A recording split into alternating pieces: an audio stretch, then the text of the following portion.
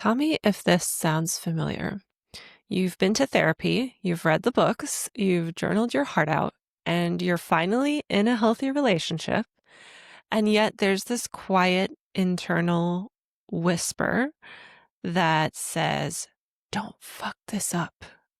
There's this quiet internal anxiety that is wondering if you are enough for your partner.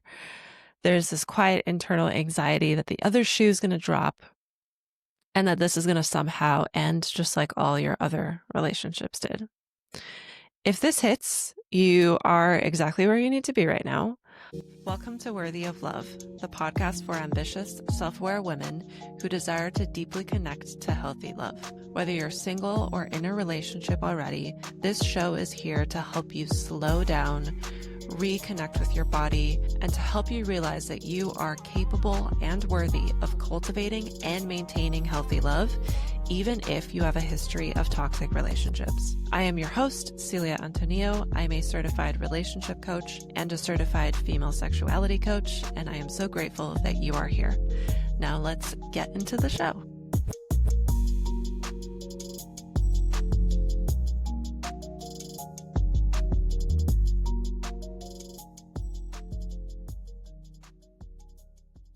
This is a little series I am going to be doing called the Coming Home to Body series. And this is day one. I am your host, Celia, a certified sex, love, and relationship coach, certified female sexuality coach. And a lot of my clients come to me after years of work. They come to me after years of therapy, after, some time being spent in courses, retreats, plant medicine ceremonies. They've come to me in this moment of life where they have done all this work and they are ready to go a bit deeper. They're intelligent, self-aware women like you. But even in a healthy relationship, they can feel that old anxiety creeping back. Checking the texts, checking the phone a bunch of times, second guessing, feeling like they need to earn love. And it's not that the relationship they're in is toxic, is that their bodies are still wired for survival. And I used to be there too. When our nervous system is so used to this past of a string of not only toxic relationships, but also, existing as an ambitious woman in capitalism, you most likely have learned to have a toxic relationship with your body, with work. There's this like constant go mode from work and this constant hypervigilance mode from the past history of toxic relationships. And your nervous system gets stuck in that. And to be honest, when I noticed that I was in that, that was the first step in me becoming eventually a certified sex, love, and relationship coach, because I eventually realized that working on self-love at the level of sexuality, which is the most intimate area of self-love you can work on, is what is going to help untangle your nervous system. It's what's going to help you ground, and it's what's going to give you the biggest transformation. It's also like the best feeling in the world when you finally are with your dream person after that long string of, or maybe short string of toxic relationships.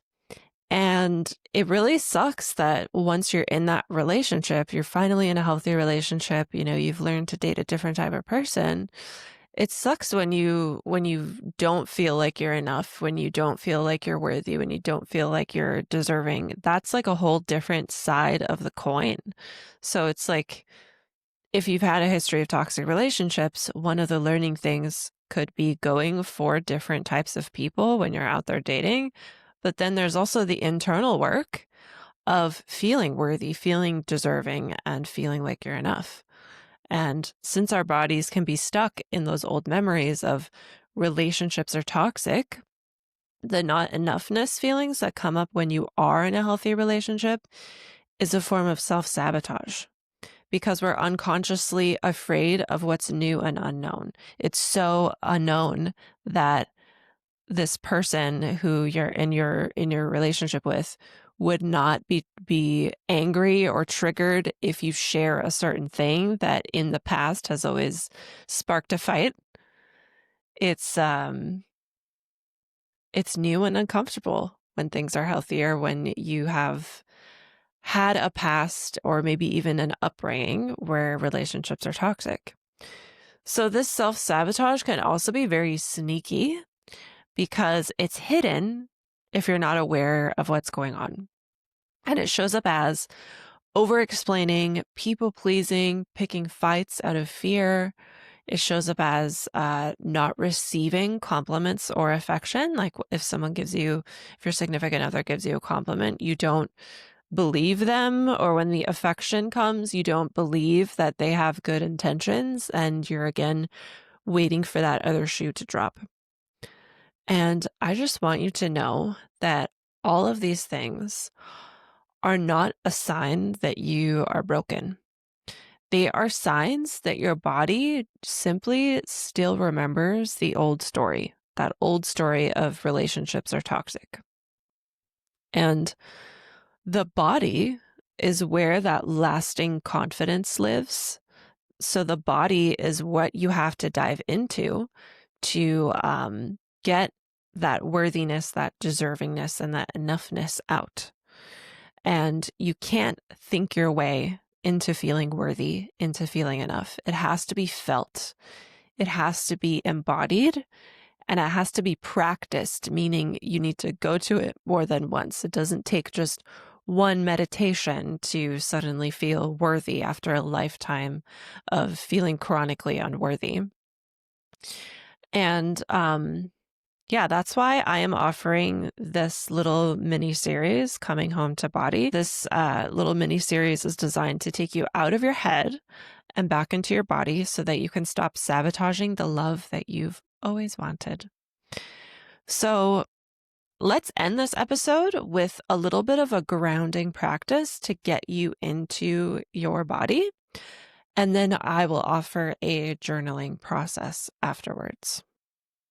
If you happen to not be able to stay for the meditation, maybe you are driving right now or doing something else where doing a meditation wouldn't be safe in the moment, I just want you to know that the journaling process is a link in the show notes below. So there's a free PDF download link for you in the show notes below. Okay, so to start this grounding practice, I invite you to go somewhere where you can sit comfortably and feel cozy in your space and feel safe in your space. And I will give you some time to do that.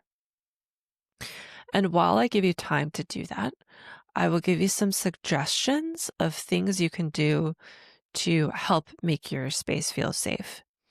Some of those things could be closing the windows, closing blinds or curtains, locking a door, setting a timer so that you, like, in case you fall asleep or maybe there's something you need to do after this.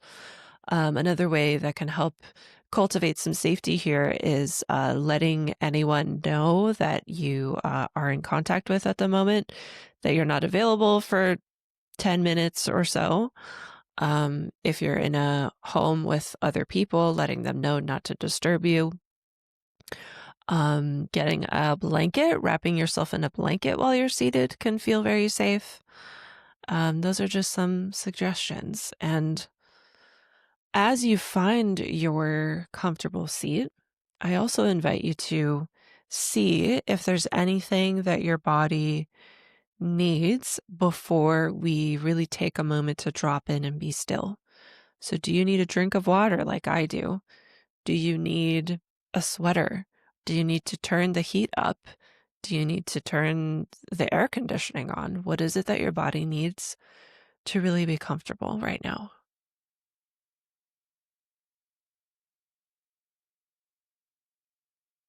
Okay, so if you need more time to get into your comfortable space, you can go ahead and pause this. And if you're listening, I am going to assume that you're ready to start. So I will invite you to either place your hand on your heart, one hand on your heart, one hand on your belly, or you can hover your hands if you don't feel like touching your body today.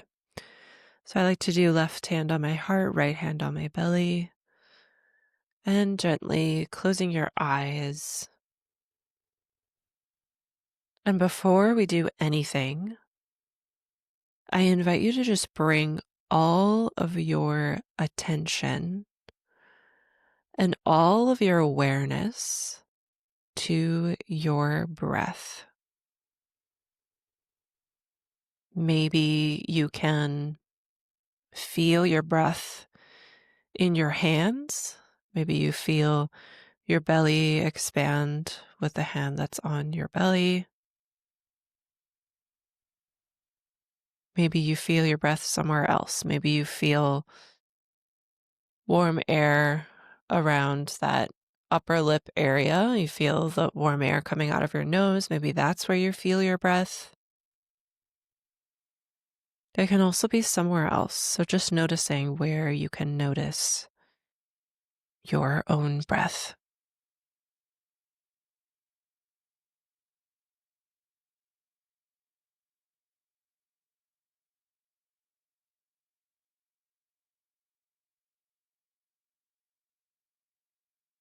And then very gently, I invite you to exhale through the nose.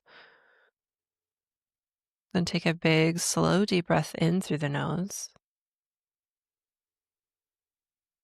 And a big, slow, deep breath out through the nose.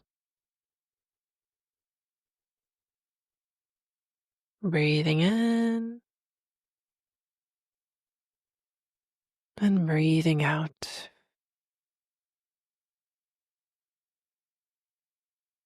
Breath in, breath out. As you continue to breathe deeply, I invite you to see if you can set anything aside that might be dancing around in your mind.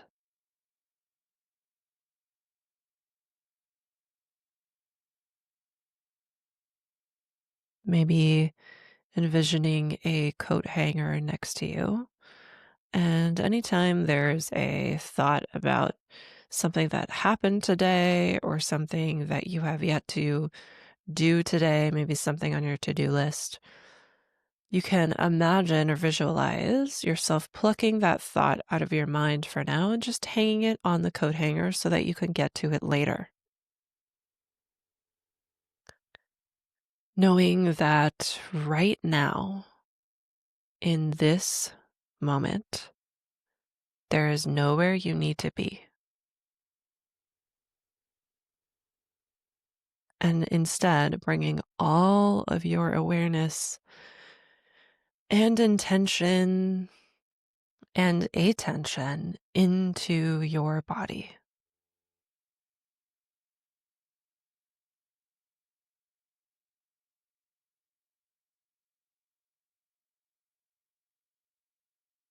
And again, noticing what is going on in the mind.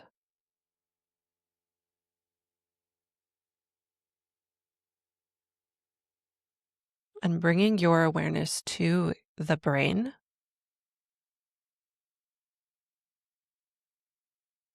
And just breathing here, breathing deeply as you bring your attention to your brain. And I invite you to visualize a grounding energy in your mind, whatever that means to you. So, something I like to envision is just a warm golden light. So, imagine there's this warm, golden, safe, loving light in your brain, in your mind. And then on your next breath in, all of that golden light is going to move to the back of your brain as you breathe in.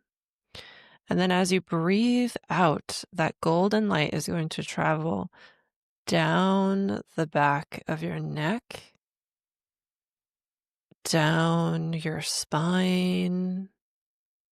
And you might need to take another breath in, breathe in. And as you continue to breathe, just imagining that golden light slowly traveling down your spine and into your pelvis.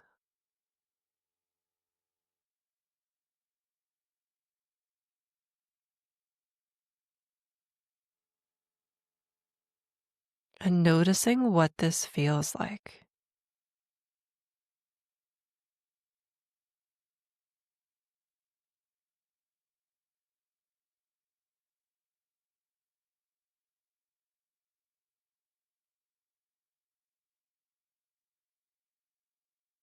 Noticing if there's any way that you can invite your body to sink in, even if by a sliver of a hair more, to the support of whatever surface you are sitting on. Seeing if the pelvis, the hips can release any tension that might be there.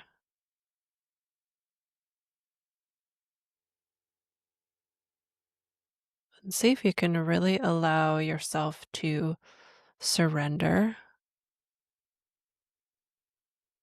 to this very moment, this little piece of time where there is nowhere you need to be, nothing you need to do, and where you are just simply being with your body.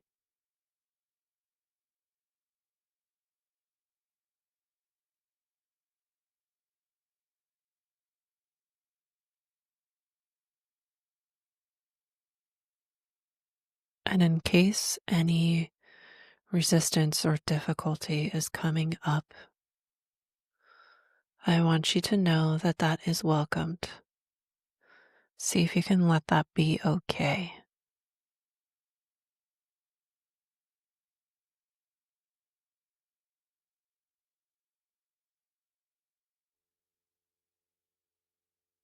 Knowing that you are worthy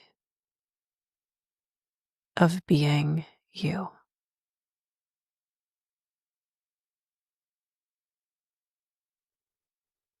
You are enough simply as you are, and you were born innately deserving of healthy love.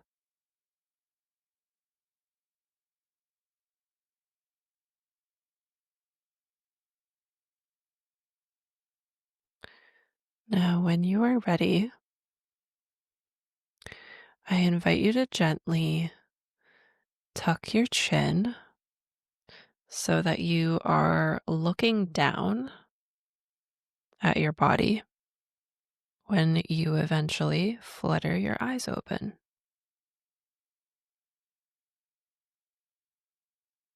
Take another deep breath here as you continue to look down. And then gently lift up your head and move your head to the right or to the left and just look around your space. And continue to do that, looking around your space by actually moving your head and your eyes as well. You can also look behind you, just using this as a moment to orient yourself back into your physical space and to again be present here. Really realizing like you're here right now. You're not anywhere else. You're here. This is the moment that is happening. I hope you enjoyed that little meditation. In the next episode of this series, we will dive more into the body and the nervous system stuff that we ended with today. And to get a little bit more out of this series, I am including a resource for this episode. There will be a PDF free download below of journaling prompts that go along with what we talked about today. And it's going to be basically a worthiness type of audit thing. So this is where we're starting with this little mini series, this Coming Home to Body mini series. I hope that you enjoy this episode. I hope this was helpful for you, and I will see you next time. Thanks so much for listening. Bye.